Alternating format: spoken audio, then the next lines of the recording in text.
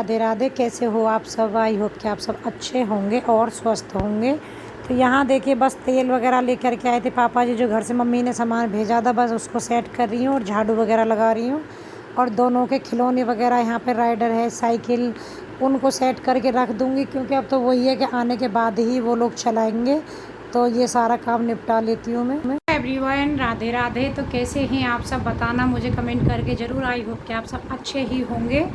तो यहाँ पे मैंने देखी सुबह थोड़ा सा काम कर लिया था, उसके बाद में नहाई पूजा वगैरह हो गई और एक वीडियो का एंड करके अपलोड पे लगा दिया, एडिटिंग करके, जो जाएगी आप लोगों के पास में। और दूसरी का मैंने शुरुआत करी है। कई बार ऐसा कम होता है कि एक का एंड करो, दूसरी शुरुआत कर लो। मैंने कहा चलिए, और डेट है आज 3 तारीख, यानी कि ये मेरी वीडियो आपके पास 4 को जाएगी, कल को। और गीता गई थी यहाँ से 2 तारीख को, क्योंकि सब लोग पूछ रहे दीदी गीता को कै दिन हो गए। तो 2 मई को गई थी, यानी कि कल गई थी। आज 3 हो गई ना, हाँ कल ही तो गई थी गीता 2 मई को, और आज हो गई 3 तारीख। किसी का जन्मदिन वगैरह हो तो जन्मदिन की ढेर सारी शुभकामनाएं मेरी तरफ से। तो चलिए, क्योंकि सामान ना ऐसे थोड़ा थोड़ा करके ही काम कर रही हूँ। सामान वैसा तो सब कुछ सेट ही है, ऐसा कुछ नहीं है कि भाई घर से आए, लेकिन पापा जी सामान लेकर के आए थे। मतलब तेल भेजा है मम्मी ने, सरसों का तेल जो होता है, मस्टर्ड ऑयल 15 किलो है कैन भर के पूरा, क्योंकि गांव में मम्मी खेत में सरसों हुई थी तो मम्मी ने घर पे ही निकलवाया था।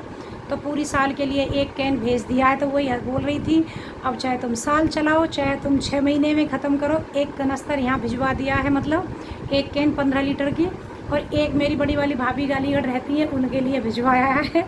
और तो वही है, उनको भी वही कि चाहे तुम 6 महीने में खाओ, चाहे अपना साल में ख़त्म करो, वो तुम्हारे ऊपर डिपेंड करता है। हम दोनों का एक एक साल, मतलब साल का एक एक कनस्तर दे दिया। और गेहूँ भी थोड़े से कम थे, मतलब थोड़ा सा ही बचे थे, जो अब पिसवाऊँगी मैं आटा, गेहूँ पिसवाऊँगी मतलब, तो उतने ही बचे थे। तो एक कट्टा पापा गेहूँ भी लेकर के आए थे। एक्चुअली गेहूँ घर से ही आते हैं मेरे, तो जब भी कभी गाड़ी से आते हैं तो एक कट्टा डाल के लिए आते हैं, हमारे 2-3 बार में वो हो जाता है।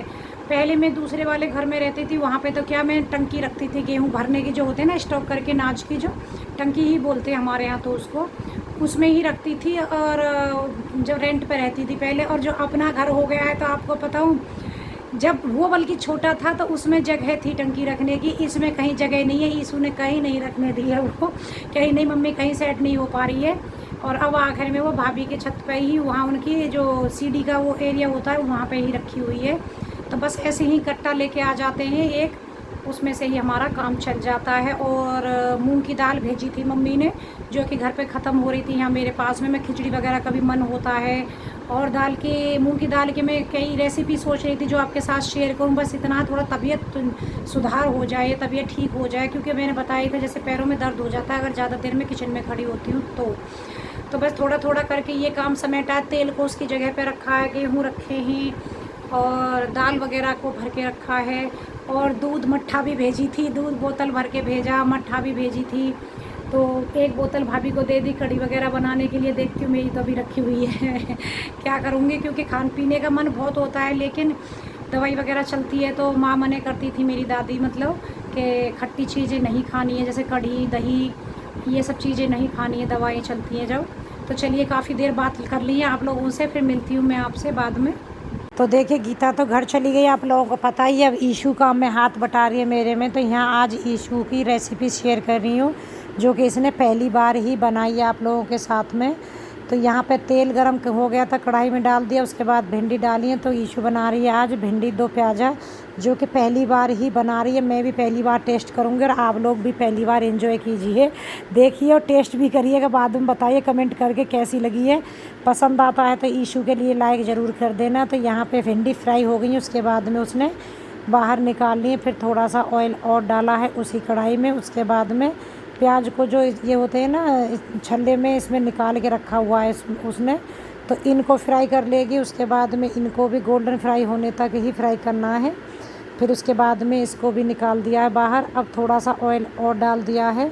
उसके बाद में जीरा डाला है, मैं अजवाइन डालती हूँ, लेकिन उसने हींग जीरे में, तो कोई बात नहीं कि दोनों में छोंक सकते हैं। और यहाँ पे प्याज चॉप करके रखी थी चॉपर से, उसने प्याज को भी डाल दिया है, क्योंकि इसमें ना दोनों तरीके से प्याज डाल सकते हैं। या तो आप मिक्सी में प्याज का पेस्ट बना के, प्यूरी बना के भी डाल सकते हो, या इस तरीके से बारीक बारीक चॉप करके डाल सकते हो। टमाटर को उसने और हरी मिर्ची को पेस्ट बना लिया है, उनको भी ऐड कर दिया है इसमें। उसके बाद में अब यहाँ पे जो प्याज को इसने फ्राई करके रखा था ना, उसको डाल दिया है। बाद में अब यहाँ पे नमक वगैरह है वो ऐड करेगी, एक और हल्दी, धनिया पाउडर, मिर्ची पाउडर, जो भी मसाले होते हैं हमारे ये डेली के, वही सब ऐड कर दिए हैं। इसके बाद भूनने के बाद में थोड़ी देर उसके बाद इसमें डालेगी 1 चम्मच दही। ज़्यादा नहीं डालना, बस एक ही, क्योंकि हमारी आधा किलो भिंडी थी। अगर आपके ज़्यादा हैं तो 2 चम्मच डाल लीजिए, या फिर खट्टा का ज़्यादा खाते हो तो डाल लीजिए। उसके बाद में यहाँ इसने भिंडी डाल दी है इसमें। अब इनको हम धीमी धीमी गैस पे करके भिंडी मतलब पकने देंगे। उसके बाद देखिए हमारी भिंडी पक के हो गई थी यहाँ तैयार। तो मैं यहाँ पे बना रही हूँ रोटी। ईशू ने आटा वगैरह सब तैयार करके रख दिया था, मैंने कि चलो मैं रोटी सेक देती हूँ, क्योंकि उसको ना मेरे हाथ की ज़्यादा अपने हाथ जो बनाएगी वो उनमें टेस्ट नहीं आता। मैंने कि कोई बात नहीं, 4 रोटी ही बननी है, मैं सेक देती हूँ। तो यहाँ फटाफट अब रोटी बना लेती हूँ। तो आप लोग भी आ जाइए। ईशू के हाथ का भिंडी, 2 प्याजा और रोटी है। और उसके बाद में उसने साथ में बनाया है मैंगो शेक, क्योंकि उसको मैंगो शेक बहुत ज़्यादा पसंद है। तो यहाँ मैंगो शेक भी है। तो लग के हो गई है थाली तैयार। उसके बाद में किचन में जो भी काम फैला हुआ था, जैसे खाने के बर्तन थे, स्लैब वगैरह, कढ़ाई, सबको ईशू समेट के रख देगी। थोड़ा सा आटा बच गया था तो उसको भी रखेगी। तो देखिए आज ईशू ने ही किया है पूरा किचन को क्लीन।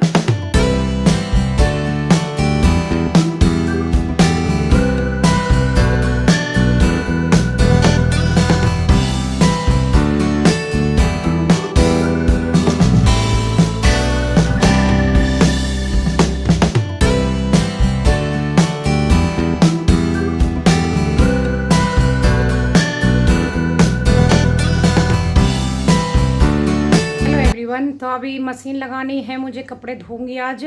ज़्यादा तो नहीं है, थोड़े से ही कपड़े हैं। मतलब वैसे तो मेरे रीशू के ही हैं खाली, नहीं तो रोज़ रोज़ हाथ से धो ही देती हूँ।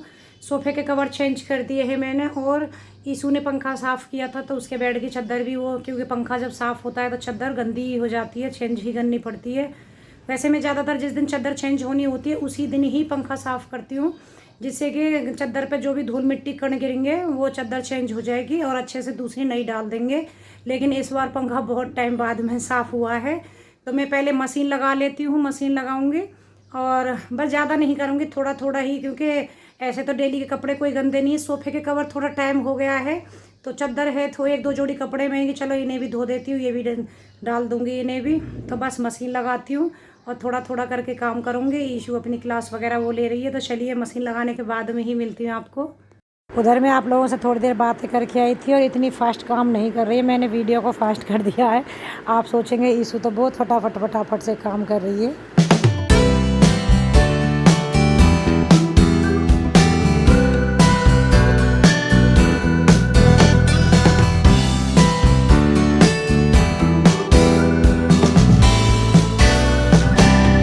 बर्तन वगैरह खूब सारे इकट्ठे हो गए हैं। कहने में तो हम अब 2 ही मेंबर हैं, लेकिन फिर भी आप देख सकते हैं पूरा सिंक भर गई है। तो उसने पूरा प्लेटफॉर्म जो स्लैब वगैरह सब अच्छे से गैस वगैरह साफ़ कर दी। उसके बाद में बर्तन करेगी, क्योंकि ईशू ने काफ़ी हेल्प की है। मैं खाली मतलब सब्जी वगैरह बना दी। वैसे तो आज तो ईशू ने ही बनाई है, लेकिन जैसे थोड़ा बहुत करना है तो यही मैं करती हूँ, बाकी का सारा काम ईशू निपटा देती है। उसके बाद उसे अपनी क्लास वगैरह भी लेनी है। तो यहाँ सारे बर्तन आज तो अच्छे से किचन को भी पूरा चमका दिया है।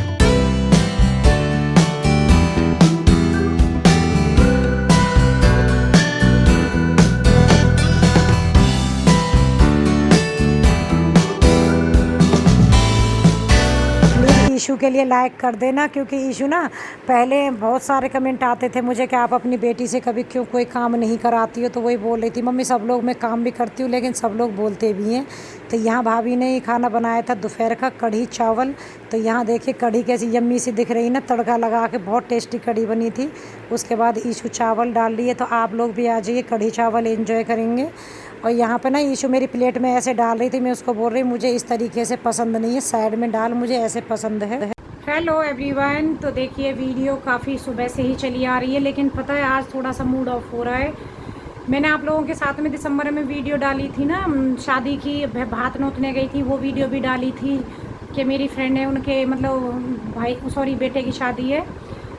पता नहीं कैमरा क्यों। तो जो वीडियो मैंने शेयर की थी मतलब शादी वगैरह के आप लोगों के साथ में, तो उस लड़के की ताई मतलब ख़त्म हो गई है। फ़ोन में भाभी के घर थे हम लोग, कढ़ी चावल वगैरह उन्होंने बनाए थे, तो फिर वही बोल रही थी कि आज इधर ही आ जाओ, काम काफ़ी कर लिया, थक जाओगी, खाना दोपहर का मैंने बना लिया है। तो वहीं फ़ोन आया था उनके पास में ही, क्योंकि दोनों की हमारा आना जाना ही था उनके घर में, शादी में गए थे तो इतने मिले थे, बातचीत करना सब कुछ। सच बताऊँ इतना मन ख़राब हो गया सुन कर के। उनकी ना तबीयत समझ में नहीं आया हो क्या रहा था, 20-25 दिन से वो हॉस्पिटल में एडमिट थी। पहले तो उनको कोरोना बताया था हॉस्पिटल वालों ने, लेकिन लास्ट में 2-3 बार टेस्ट हुए थे उनके, तो उनको कोरोना आया ही नहीं। अब क्या दिक्कत थी समझ ही नहीं आ रहा था, 2 दिन से वेंटिलेटर पे रखा हुआ था, और फिर बीच में तबीयत भी ठीक हो गई। अब सडनली डॉक्टरों ने कि नहीं वो ख़त्म हो गई है। तो वह होता है ना कि जिसको हम जानते हैं रह रह कर के वही सारी बातें याद आने लगती हैं, कि अभी कल परसों की जैसा ही लग रहा है कि दिसंबर में हम लोग हल्दी मेहंदी फंक्शन में सब में गए थे, तो वहीं पास में ही है, क्योंकि उनका घर भी वहीं पे है, आमने सामने जिनकी शादी थी उनके ताई थी, तो दोनों का आमने सामने ही घर था। एक बार मैं और भाभी गए थे मिलने के लिए, तो थोड़ा सा वो लेट आई थी, हम चलने लगे तो कह रही नहीं बैठो अभी तो आई है, क्योंकि वो मेरे मायके की साइड से ही थी, उनका मायका भी उधर ही है, तो थोड़ा सा भाषा की भी प्रॉब्लम नहीं थी, तो कह रही चुप रहो, बातचीत करने में थोड़ा सा अच्छा लगता है, बैठो। तो वही होता है यार, इंसान क्या लेके आया क्या लेके जाएगा, ज़रा सी देर में ज़िंदगी कैसे ख़त्म हो जाती है। लेकिन हाँ, हम लोगों को वो सारी बातें याद आई हैं।